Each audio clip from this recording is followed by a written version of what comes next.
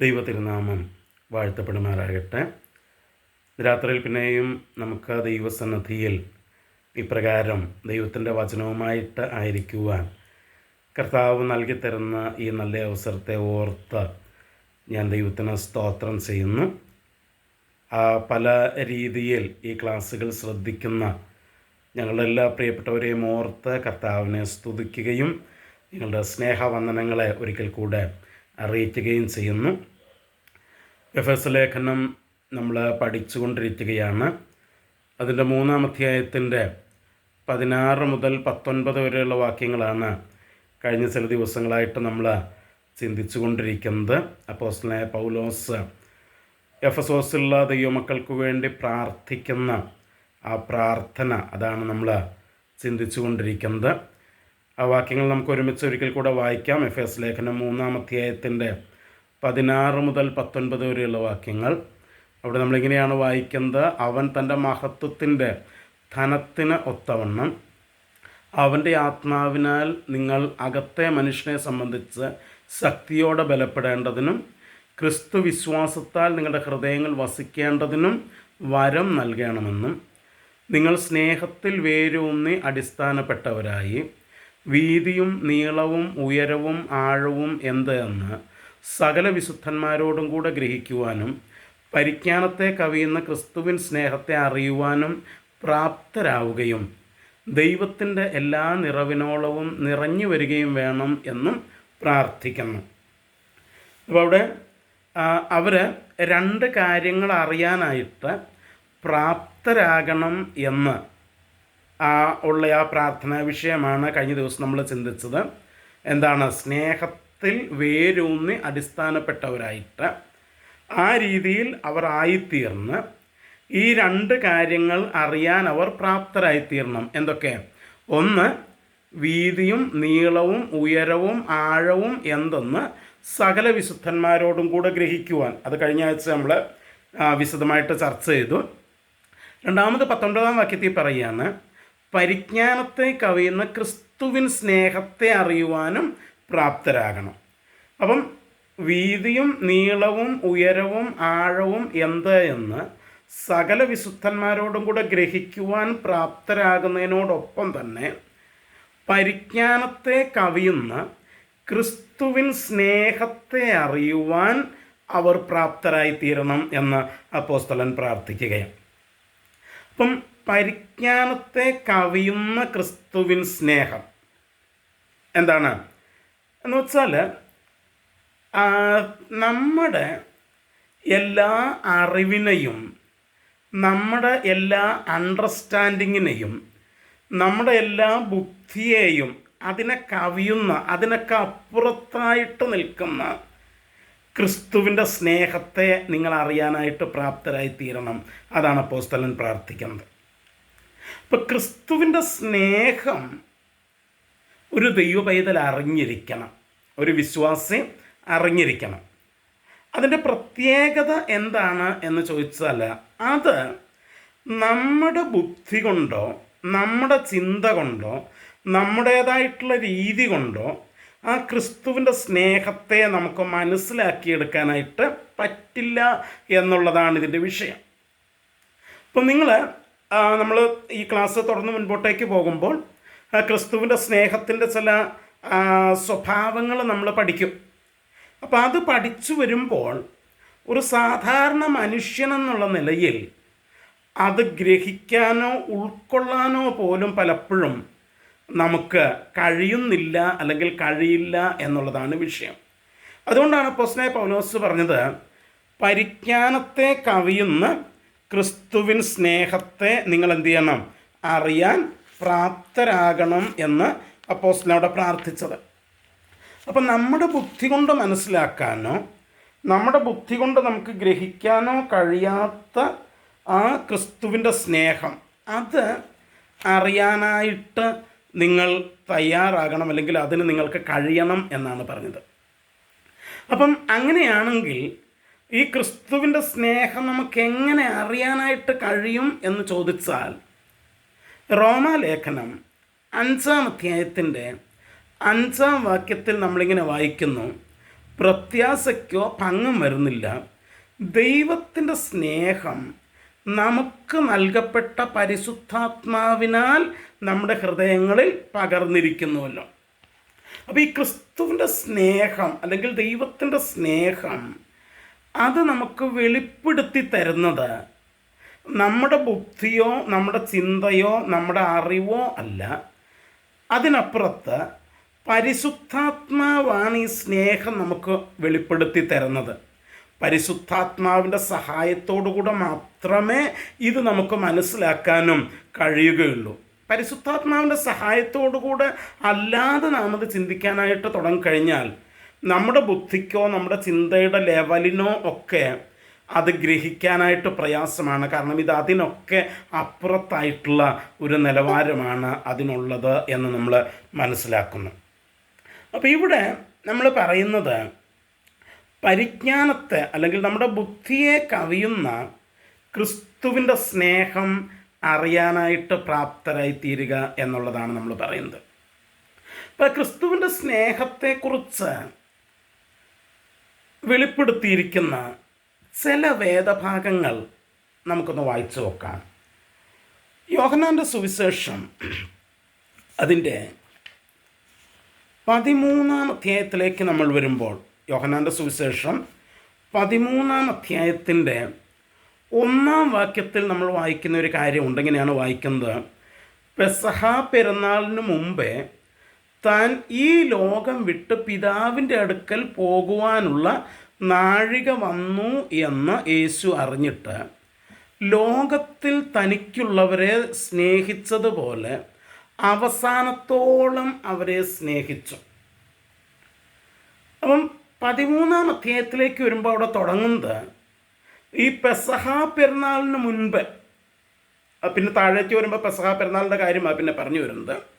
അപ്പോൾ പറയുക, പെസഹ പെരുന്നാളിന് മുൻപ് തന്നെ യേശുവിന് മനസ്സിലായി താൻ ഈ ലോകം വിട്ട് പിതാവിൻ്റെ അടുക്കൽ പോകാനുള്ള നാഴിക വന്നു എന്ന് തനിക്ക് മനസ്സിലായി.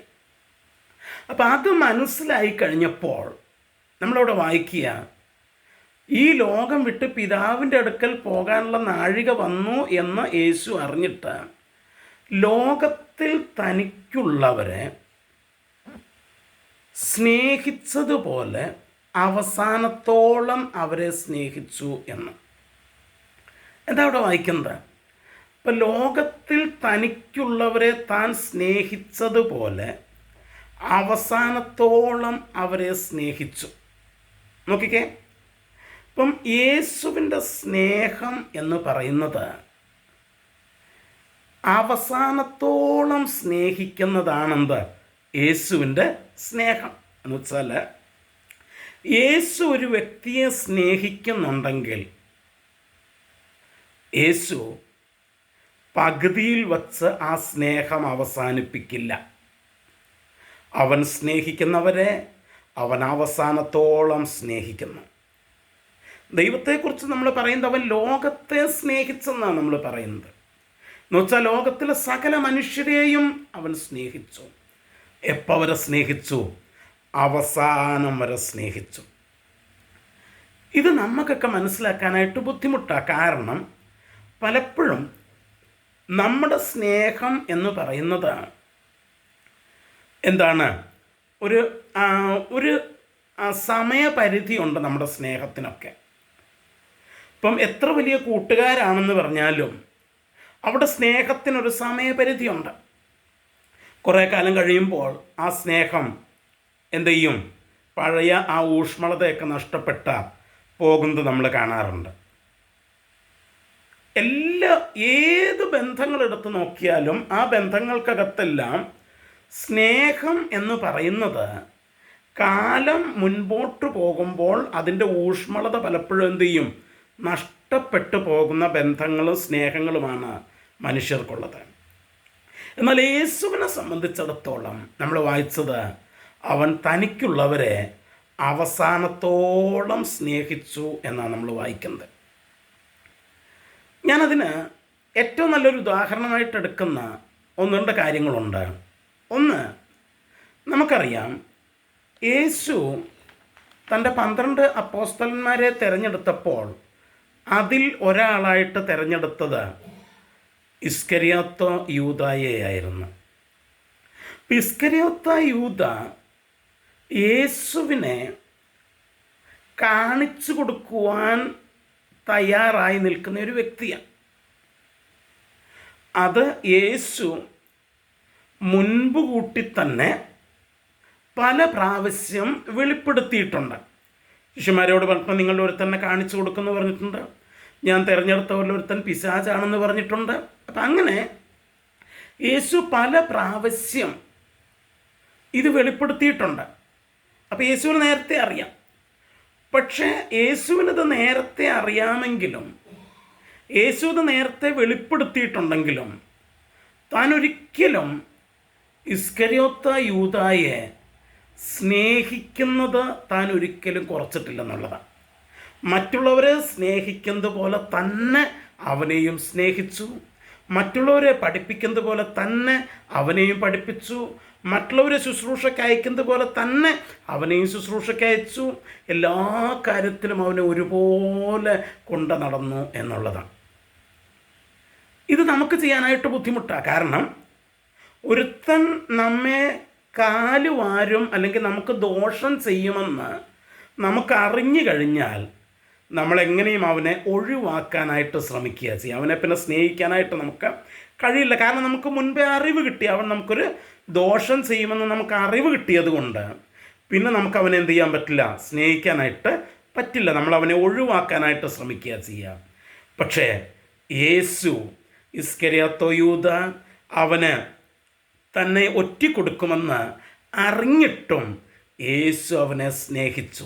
അതാണ് പരിജ്ഞാനത്തെ കവിയുന്ന ക്രിസ്തുവിൻ സ്നേഹമെന്ന് പറയുന്നത്. എന്നിട്ട് അവനെ അവസാനത്തോളം സ്നേഹിച്ചെന്ന് പറഞ്ഞത്.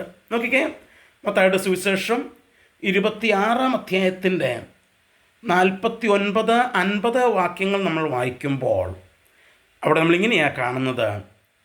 ഉടനെ അവൻ യേശുവിൻ്റെ അടുക്കൽ വന്നു. ഇസ്കരിയോത്ത് യൂദ യേശുവിൻ്റെ അടുക്കൽ വന്നു.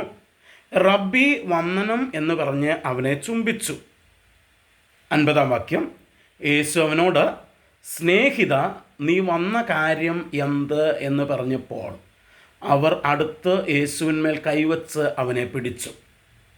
അപ്പോൾ തന്നെ ചുംബനം കൊണ്ട് ഒറ്റിക്കൊടുക്കുന്ന ആ സമയത്തും യേശു അവനെ വിളിക്കുന്നത് സ്നേഹിത എന്ന, മൈ ഫ്രണ്ട്, സ്നേഹിത.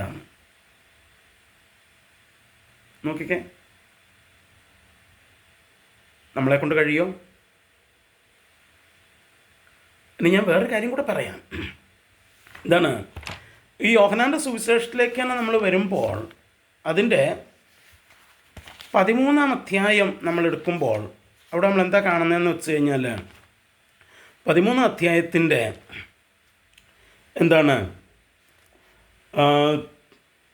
30-ാം വാക്യത്തിൽ, 13-ാം അധ്യായത്തിൻ്റെ 30-ാം വാക്യത്തിൽ നമ്മൾ വായിക്കുന്നു, കണ്ണം വാങ്ങിയ ഉടനെ അവൻ എഴുന്നേറ്റ് പോയി.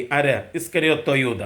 അപ്പോൾ 13-ാം അധ്യായത്തിൻ്റെ 30-ാം വാക്യത്തിൽ ഇസ്കരിയോത്ത് യൂദ ആ കൂട്ടായ്മയിൽ നിന്ന് എഴുന്നേറ്റ് പോകുന്നു. എങ്ങോട്ട്? തന്നെ കാണിച്ചു കൊടുക്കാനായിട്ട് മഹാപുരോഹിതന്മാരുടെ അടുത്തേക്ക് പോകുന്നു. അപ്പോൾ അത് കഴിഞ്ഞ് യേശു തൻ്റെ ശിഷ്യന്മാരുമായിട്ട് സംസാരിക്കുന്ന ഭാഗമാണ് 14, 15, 16 അധ്യായങ്ങളിൽ. അപ്പം അവിടെ 16-ാം അധ്യായത്തിലേക്ക് വരുമ്പോൾ നമ്മൾ വായിക്കുന്നത് അതിൻ്റെ 15-ാം വാക്യത്തിൽ, 15-ാം അധ്യായത്തിൻ്റെ 15-ാം വാക്യത്തിൽ നമ്മൾ വായിക്കുന്നത് ഇങ്ങനെയാണ്: യജമാനൻ ചെയ്യുന്നത് ദാസൻ അറിയായിക കൊണ്ട് ഞാൻ നിങ്ങളെ ദാസന്മാർ എന്നിനി പറയുന്നില്ല. ഞാൻ എൻ്റെ പിതാവിനോട് കേട്ടതെല്ലാം നിങ്ങളോട് അറിയിച്ചതുകൊണ്ട് നിങ്ങളെ സ്നേഹിതന്മാർ എന്ന് പറഞ്ഞിരിക്കുന്നു. അപ്പോൾ യേശു ഇവിടെ അപ്പോസ്തലന്മാരോട് എത്ര പേരുണ്ട്? 11 പേര്. 12-ാമത്തെ ഇസ്കരിയോത്ത് യൂദ എന്ത് ചെയ്തു? ഒറ്റിക്കൊടുക്കാനായിട്ട് പോയിരിക്കുക. അപ്പോൾ യേശു ഈ 11 പേരോട് പറയുകയാണ്, ഞാൻ നിങ്ങളെ എൻ്റെ സ്നേഹിതന്മാർ എന്ന് പറഞ്ഞിരിക്കുന്നു. അപ്പം അത് പറയുമ്പോൾ ഇസ്കരിയോത്ത് യൂദ അവിടെ ഇല്ല. അപ്പോൾ വേണമെങ്കിൽ നമുക്ക് ചിന്തിക്കാം, ഇസ്കരിയോത്ത് യൂദ പോയി കഴിഞ്ഞിട്ട് ബാക്കിയുള്ളവരെയാണ് സ്നേഹിതന്മാർ എന്ന് യേശു പറഞ്ഞെന്ന്. പക്ഷേ അവൻ തിരിച്ചു വന്ന് യേശുവിനെ ചുംബിക്കുമ്പോൾ യേശു അവനെ വിളിക്കുന്നത് സ്നേഹിത എന്ന് തന്നെയാണ്. അപ്പോഴും ഒരു മാറ്റവും അല്ലെങ്കിൽ ഒരു വ്യത്യാസവും അവനോട് കാണിക്കുന്നില്ലെന്നുള്ളതാണ്. ബാക്കി 11 പേരെ സ്നേഹിതന്മാരെന്ന് പറഞ്ഞെങ്കിൽ ഇവനെയും സ്നേഹിതൻ എന്ന് തന്നെ വിളിക്കുന്ന സ്നേഹമാണ് യേശുവിൻ്റെ സ്നേഹം. നോക്കിക്കേ, നമ്മളെക്കൊണ്ട് ഇത് കഴിയത്തില്ല. നമ്മുടെ സ്വാഭാവിക മനുഷ്യനെ കൊണ്ട് ഈ പരിപാടി നടക്കില്ല. അതാണ് പ്രശ്നം. ഇനി മറ്റൊരു ഭാഗം കൂടെ ഞാൻ അതോടുള്ള ബന്ധത്തിൽ പറഞ്ഞിട്ട് മുൻപോട്ടേക്ക് പോകാം. ലൂക്കോസിൻ്റെ സുവിശേഷം 23-ാം അധ്യായത്തിൻ്റെ 33-34 വാക്യങ്ങൾ നമ്മൾ വായിക്കുമ്പോൾ അവിടെ നമ്മളിങ്ങനെയാണ് കാണുന്നത്. തലയോടിടം എന്ന സ്ഥലത്തെത്തിയപ്പോൾ അവർ അവിടെ അവനെയും ദുഷ്പ്രവൃത്തിക്കാരെയും ഒരുത്തനെ വലത്തും ഒരുത്തനെ ഇടത്തുമായി ക്രൂശിച്ചു. 34-ാം വാക്യം. എന്നാൽ യേശു, പിതാവേ, ഇവർ ചെയ്യുന്നത് ഇന്നത് എന്നറിയായക കൊണ്ട് ഇവരോട് ക്ഷമിക്കണമേ എന്ന് പറഞ്ഞു. എപ്പോഴാ? ആ ക്രൂശിൽ കിടത്തി അവൻ്റെ കൈകളിലൂടെയും കാലുകളിലൂടെയും ആ പച്ച മനുഷ്യൻ്റെ ജീവനുള്ള ശരീരത്തിലൂടെ ആണി അടിച്ച് കയറ്റിക്കൊണ്ടിരിക്കുമ്പോൾ, ആണി അവൻ്റെ ശരീരത്തിലൂടെ കടന്നു പോകുമ്പോൾ ആ കഠിന വേദനയ്ക്കകത്ത് കടന്നുകൊണ്ട് അവൻ പറയുകയാണ്, ഇവർ ഈ ചെയ്യുന്നത്, എന്ത് ചെയ്യുന്നത്? എൻ്റെ ശരീരത്തിലൂടെ ആണി അടിച്ച് കയറ്റി എന്നെ വേദനിപ്പിക്കുമ്പോൾ ഇവർ ചെയ്യുന്നത് ഇന്നതെന്ന് ഇവർ അറിയുന്നില്ല. അതുകൊണ്ട് നീ ഇവരോട് ക്ഷമിക്കണമേ എന്നാണ് യേശു പ്രാർത്ഥിക്കുന്നത്. നമ്മളാണെങ്കിലോ നമുക്കങ്ങനെ പ്രാർത്ഥിക്കാനായിട്ട് കഴിയും? ബുദ്ധിമുട്ടല്ലേ? നമ്മുടെ സാധാരണ നിലവാരം വെച്ച് നമുക്കത് പ്രാർത്ഥിക്കാനായിട്ട് കഴിയില്ല. അതാണ് എഫേസ്യൻസിൽ പറഞ്ഞത്, പരിജ്ഞാനത്തെ കവിയുന്ന ക്രിസ്തുവിൻ്റെ സ്നേഹം. അപ്പം ക്രിസ്തുവിൻ്റെ സ്നേഹം നമുക്ക് നമ്മുടെ ബുദ്ധി കൊണ്ട് മനസ്സിലാക്കാനായിട്ട് കഴിയില്ല. എങ്ങനെയാ അത് സ്നേഹിക്കാൻ പറ്റിയ? നമ്മൾ എത്ര ശ്രമിച്ചാലും പറ്റത്തില്ല. അതാ ഞാൻ പറഞ്ഞു, പരിശുദ്ധാത്മാവിനാലാണ് ഇത് നടക്കുന്നത്. അപ്പം തനിക്കുള്ളവരെ അവസാനത്തോളം സ്നേഹിക്കുന്ന, തന്നെ ഒറ്റിക്കൊടുക്കുന്നവരെയും തൻ്റെ കൈകളിലും കാലുകളിലും ആണിയടിച്ച് കയറ്റുന്നവരെ പോലും അവസാനത്തോളം സ്നേഹിക്കുന്ന സ്നേഹം, അതാ ക്രിസ്തുവിൻ്റെ സ്നേഹം. ഇനി യോഹന്നാൻ്റെ സുവിശേഷത്തിലേക്കാണ് നമുക്ക് തിരിച്ചു വരാം. അതിൻ്റെ 15-ാം അധ്യായത്തിൻ്റെ 13-ാം വാക്യം നമ്മൾ വായിക്കുമ്പോൾ അവിടെ നമ്മൾ വായിക്കുന്ന ഒരു കാര്യമുണ്ട്. യേശു പറയുക, സ്നേഹിതന്മാർക്ക് വേണ്ടി ജീവനെ കൊടുക്കുന്നതിലും അധികമുള്ള സ്നേഹം ആർക്കുമില്ല. അപ്പം സ്നേഹത്തിൻ്റെ ഏറ്റവും ഉദാത്തമായിട്ടുള്ള പ്രകടനം എന്താണ്? സ്വന്തം ജീവൻ തൻ്റെ സ്നേഹിതന്മാർക്ക് വേണ്ടി കൊടുക്കുന്നതാണത്. ഈ കഥകളിലും സാരോപദേശ കഥകളിലൊക്കെ ഇത് നമുക്ക് കാണാനായിട്ട് കഴിയും. ചിലപ്പം കഥകളിൽ എന്ത്, മറ്റൊരാൾക്ക് വേണ്ടി അയാളുടെ കൂട്ടുകാരൻ മരിക്കുന്നു എന്നൊക്കെയുള്ളത് കഥകളിലൊക്കെ നമുക്ക് കാണാനായിട്ട് കഴിയും. പക്ഷേ പ്രായോഗിക ജീവിതത്തിൽ ഒരാൾ മറ്റൊരാൾക്ക് വേണ്ടി മരിക്കുക എന്ന് പറയുന്നത് അത് പ്രായോഗിക ജീവിതത്തിൽ നമുക്ക് കാണാനായിട്ട് കഴിയില്ല. ചിലപ്പോൾ ആക്സിഡൻ്റലായിട്ട് മരിക്കും. ശരിയാ. ഇപ്പോൾ കഴിഞ്ഞ ദിവസം ഞാനൊരു ഇത് കാര്യം ഇങ്ങനെ കേട്ടു. അത് ഒറിജിനലാണോ എന്ന് എനിക്കറിയില്ല. ഒരു ഭാര്യ തൻ്റെ കരൾ ഭർത്താവിന് കൊടുത്തു, ഭാര്യയും ഭർത്താവും മരിച്ചു. പക്ഷെ ഭാര്യ ഒരിക്കലും ജീവനല്ല കൊടുത്തത്, കരളാണ് കൊടുത്തത്. കരൾ കൊടുക്കുമ്പോൾ അവർ പ്രതീക്ഷിച്ചത് ഭർത്താവും രക്ഷപ്പെടും, ഞാനും രക്ഷപ്പെടും എന്നുള്ള ചിന്തയല്ല ചെയ്തത്. അപ്പം ജീവൻ കൊടുക്കാനായിട്ട് ആരും തയ്യാറാവില്ല. അത് പിന്നെ ആക്സിഡൻ്റലായിട്ട് അവർ മരിക്കുക ചെയ്തത്. ഒരു മരിക്കാനായിട്ട് ചെയ്തതല്ല. ഭർത്താവും രക്ഷപ്പെടും, ഞാനും രക്ഷപ്പെടും എന്നുള്ള പ്രതീക്ഷയിൽ തന്നെയാണ് അവർ കരൾ കൊടുത്തത്. ജീവൻ കൊടുക്കാൻ ആരും തയ്യാറാകാറില്ല. അത് നമ്മുടെ ബുദ്ധിക്കും മനസ്സിലാക്കാൻ പറ്റാത്ത കാര്യമാണ്. ഒരാൾ മറ്റൊരാൾക്ക് വേണ്ടി മരിക്കുക എന്ന് പറയുന്നത്. എത്ര സ്നേഹമുണ്ടെന്ന് പറഞ്ഞാലും ആ ഒരു തലത്തിൽ നമുക്ക് എത്താനായിട്ട് നമ്മുടെ ബുദ്ധി കൊണ്ട് നമുക്ക് ചിന്തിച്ചു കഴിഞ്ഞാൽ നമുക്ക് മനസ്സിലാക്കാനായിട്ട് പറ്റില്ല. പക്ഷേ യേശു അതാ ചെയ്തത്. അതാ യോഹന്നാന്റെ സുവിശേഷം 15:13 പറഞ്ഞത്, സ്നേഹിതന്മാർക്ക് വേണ്ടി ജീവൻ കൊടുക്കുന്നതിനേക്കാൾ വലിയ സ്നേഹം ഇല്ല. യേശു അതാ ചെയ്തത്. അപ്പം അതാണ് എഫേസ്യർ നമ്മൾ വായിച്ചത്, പരിജ്ഞാനത്തെ കവിയുന്ന ക്രിസ്തുവിന് സ്നേഹം. നമ്മുടെ ബുദ്ധി കൊണ്ട് നമുക്ക് ചിന്തിച്ച് മനസ്സിലാക്കാൻ കഴിയാത്ത, നമ്മുടെ ബുദ്ധി കൊണ്ട് നമുക്ക് ഗ്രഹിക്കാൻ കഴിയാത്ത ആ ക്രിസ്തുവിൻ്റെ സ്നേഹം അതറിയണം. അപ്പം സ്നേഹിതന്മാർക്ക് വേണ്ടി തൻ്റെ ജീവൻ കൊടുക്കുക. ഇനി ആ ജീവൻ കൊടുത്ത ആ കാര്യത്തെക്കുറിച്ച് ദൈവവചനത്തിൽ പറഞ്ഞിരിക്കുന്ന മറ്റൊരു ഭാഗമുണ്ട്. റോമാലേഖനം അതിൻ്റെ 5-ാം അധ്യായത്തിലേക്ക് വരുമ്പോൾ, റോമാലേഖനം 5-ാം അധ്യായത്തിൻ്റെ 6 മുതൽ 8 വരെയുള്ള വാക്യങ്ങൾ വായിക്കുമ്പോൾ നമ്മളിങ്ങനെയാണ് വായിക്കുന്നത്: നാം ബലഹീനരായിരിക്കുമ്പോൾ തന്നെ ക്രിസ്തു തക്ക സമയത്ത് അഭക്തർക്ക് വേണ്ടി മരിച്ചു. നീതിമാന് വേണ്ടി ആരെങ്കിലും മരിക്കുന്നത് ദുർലഭം, ഗുണവാന് വേണ്ടി പക്ഷെ മരിക്കുവാൻ തുനിയുമായിരിക്കും. ക്രിസ്തുവോ നാം പാപികളായിരിക്കുമ്പോൾ തന്നെ നമുക്ക് വേണ്ടി മരിക്കയാൽ ദൈവം തനിക്ക് നമ്മോടുള്ള സ്നേഹത്തെ പ്രദർശിപ്പിക്കുന്നു. നോക്കിക്കേ, ക്രിസ്തു നമുക്ക് വേണ്ടി മരിക്കുമ്പോഴുള്ള നമ്മുടെ 3 അവസ്ഥകൾ ഈ 3 വാക്യങ്ങളിൽ പറഞ്ഞിട്ടുണ്ട്. 6-ാം വാക്യത്തിൽ 2 അവസ്ഥകൾ പറഞ്ഞിരിക്കുക. 1, നാം ബലഹീനരായിരുന്നു. 2, നാം അഭക്തരായിരുന്നു. എന്താ അഭക്തർ എന്ന് പറഞ്ഞാൽ? ദൈവവുമായിട്ട് ബന്ധമില്ലാത്തവരായിരുന്നു നമ്മൾ. ഇനി 8-ാം വാക്യത്തിൽ നമ്മൾ പാപികളായിരുന്നു. അപ്പം നോക്കിക്കേ, നമ്മൾ പാപികളായിരുന്നു. ആ പാപികളായിരുന്നത് കൊണ്ട് നാം അഭക്തരായിരുന്നു, ദൈവത്തോട് ബന്ധമില്ലായിരുന്നു നമുക്ക്. ഇനി നമ്മൾ ബലഹീനരായിരുന്നു എന്ന് വെച്ചാൽ നമുക്ക് കഴിവില്ലായിരുന്നു. എന്തിന്? ആ ബന്ധം തിരിച്ചു പിടിക്കാനായിട്ടുള്ള കഴിവില്ലായിരുന്നു. അപ്പോൾ പാപികളായിരുന്നു, പാപത്തിൻ്റെ ഫലമായിട്ട് നമ്മൾ അഭക്തർ, ദൈവവുമായിട്ട് ബന്ധമില്ലാത്തവരായിരുന്നു. ആ ബന്ധത്തിലേക്ക് സ്വയമായിട്ട് വരാൻ നമുക്ക് കഴിവില്ലാത്തവരായിരുന്നു. ഈ 3 അവസ്ഥയിൽ നമ്മൾ നിൽക്കുമ്പോൾ നമ്മൾ വായിക്കുന്നു, ക്രിസ്തു തക്ക സമയത്ത് നമുക്ക് വേണ്ടി മരിച്ചു. At right time. എപ്പം മരിക്കണോ അപ്പം കർത്താവ് മരിച്ചു. നേരത്തെയല്ല വൈകിട്ടുമല്ല, തക്ക സമയത്ത് അവൻ നമുക്ക് വേണ്ടി മരിച്ചു. തക്ക സമയത്ത്, നേരത്തെയല്ല കുറച്ച് ലേറ്റായിട്ടുമല്ല. എപ്പോഴാണോ മരിക്കേണ്ടത് ആ പ്രോപ്പർ ടൈമിൽ, ആ തക്ക സമയത്ത് ക്രിസ്തു നമുക്ക് വേണ്ടി മരിച്ചു.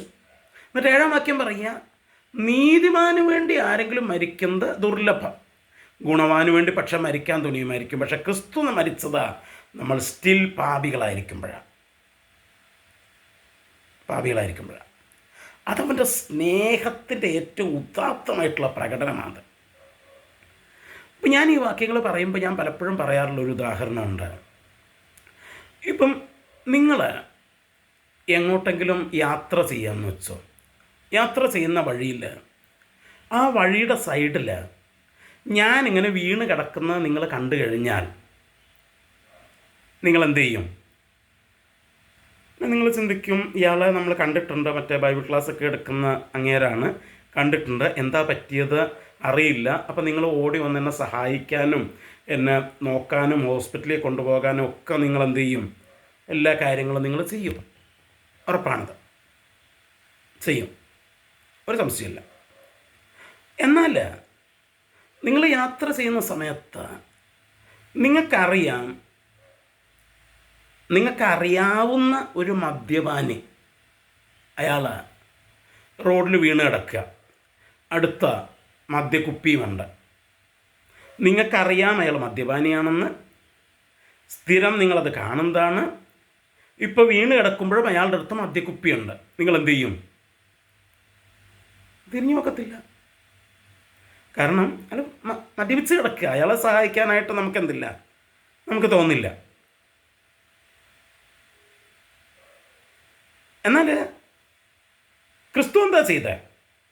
നിങ്ങൾ എന്നെ സഹായിക്കാൻ തയ്യാറായത് ഞാൻ ഏതോ നല്ല മനുഷ്യനാണ് എന്നുള്ള ചിന്തയിലാണ് നിങ്ങൾ എന്നെ സഹായിക്കാൻ തയ്യാറായത്. എന്നാൽ അയാൾ മദ്യപാനി ആയതുകൊണ്ട് അയാളെ സഹായിക്കാനായിട്ട് നമ്മൾ തയ്യാറാകുന്നില്ല. എന്നാൽ ക്രിസ്തു ചെയ്തത്, നമ്മൾ നല്ലവരായതുകൊണ്ടല്ല അവൻ നമ്മെ സ്നേഹിച്ചത്, നമുക്ക് വേണ്ടി മരിച്ചത്. നാം പാപികളായിരുന്നപ്പോൾ, അഭക്തരായിരുന്നപ്പോൾ, ബലഹീനരായിരുന്നപ്പോഴാണ് അവൻ നമുക്ക് വേണ്ടി മരിച്ചത്.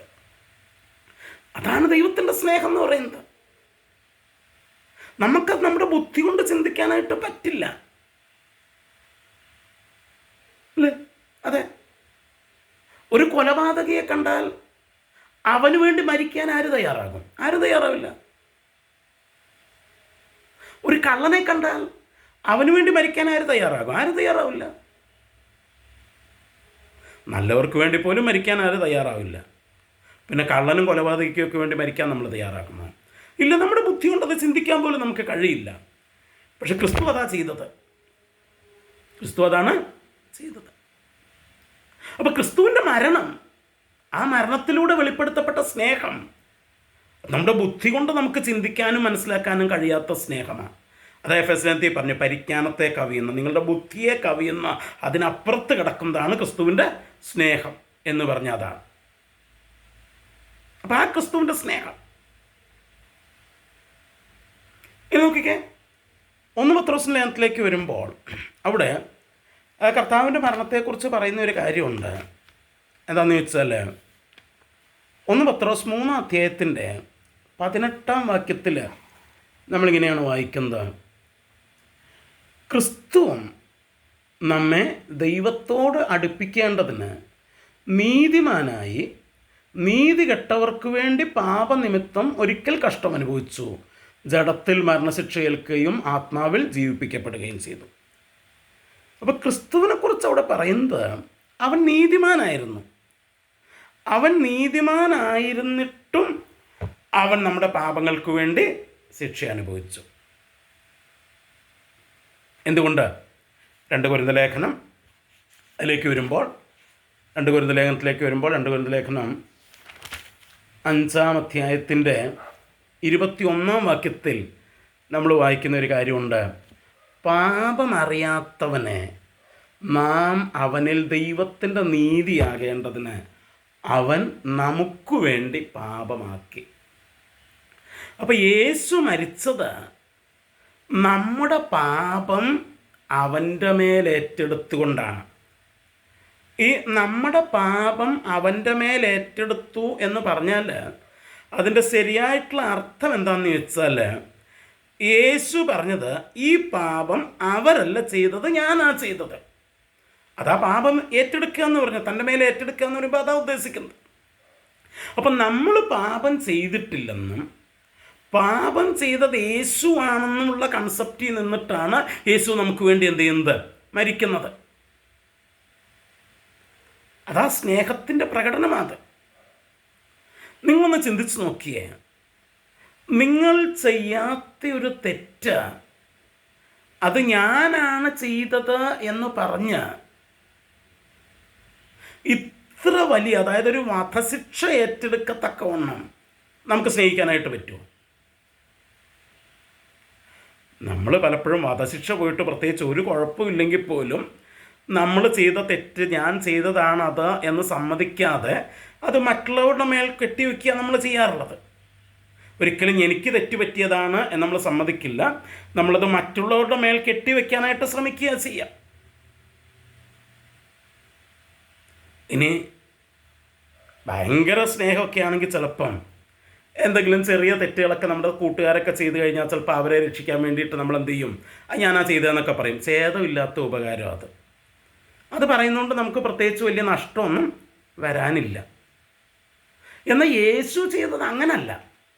യേശു ചെയ്തത്, അവൻ താനാണ്, നാം ചെയ്ത തെറ്റുകൾ അവനാണ് ചെയ്തത് എന്നുള്ള പൊസിഷനിലേക്ക് വരുമ്പോൾ അവന് വധശിക്ഷയാ ലഭിക്കാനായിട്ട് പോകുന്നത്.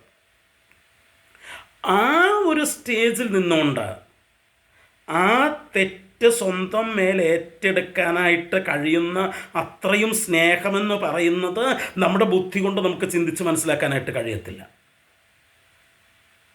അതാണ് അതാണ്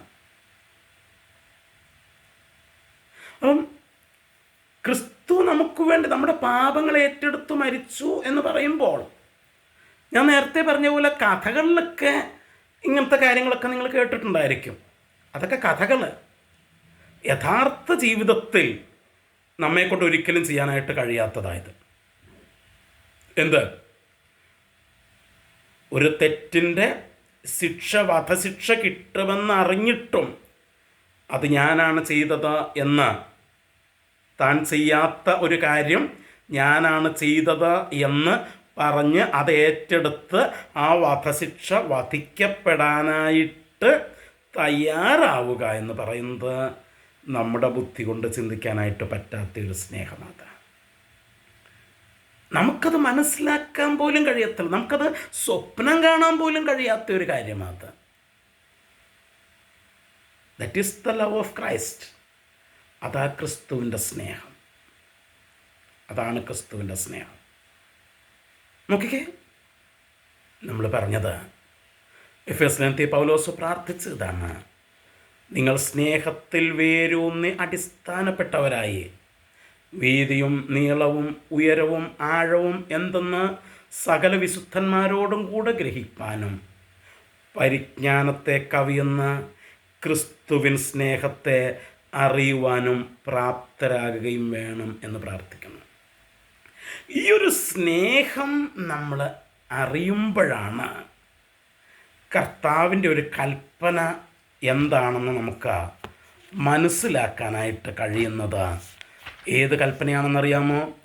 യോഹന്നാൻ്റെ സുവിശേഷം അതിൻ്റെ 13-ാം അധ്യായത്തിൻ്റെ 34-35 വാക്യങ്ങളിൽ നമ്മൾ വായിക്കുന്നു, നിങ്ങൾ തമ്മിൽ തമ്മിൽ സ്നേഹിക്കണം എന്ന് പുതിയ ഒരു കൽപ്പന ഞാൻ നിങ്ങൾക്ക് തരുന്നു.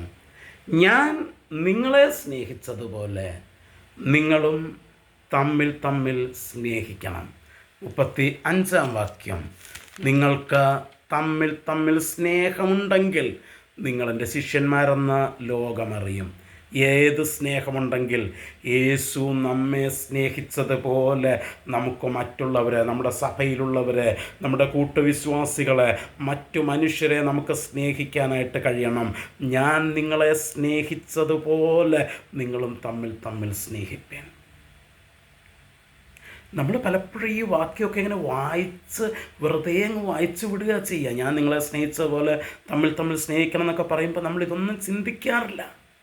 പക്ഷേ യേശുവിൻ്റെ സ്നേഹം അത് നമ്മുടെ ബുദ്ധി കൊണ്ട് നമുക്ക് ചിന്തിക്കാൻ കഴിയുന്നതിനപ്പുറത്താണ്.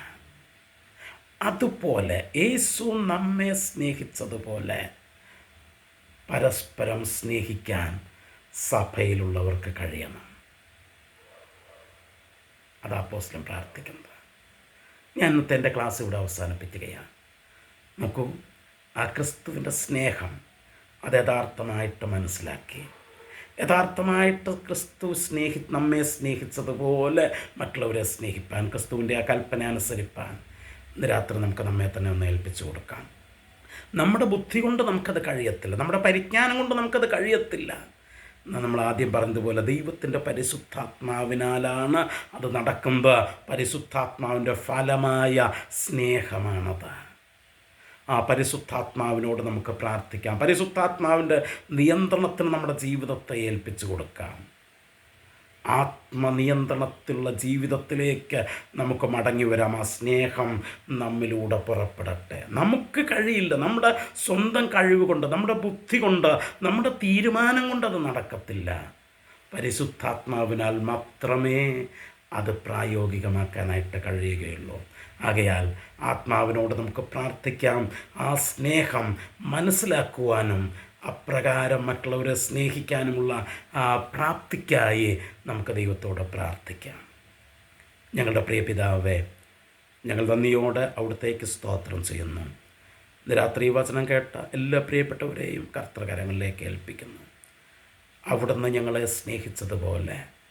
തമ്മിൽ തമ്മിൽ സ്നേഹിപ്പാൻ അവിടുന്ന് ഞങ്ങളോട് പറഞ്ഞു.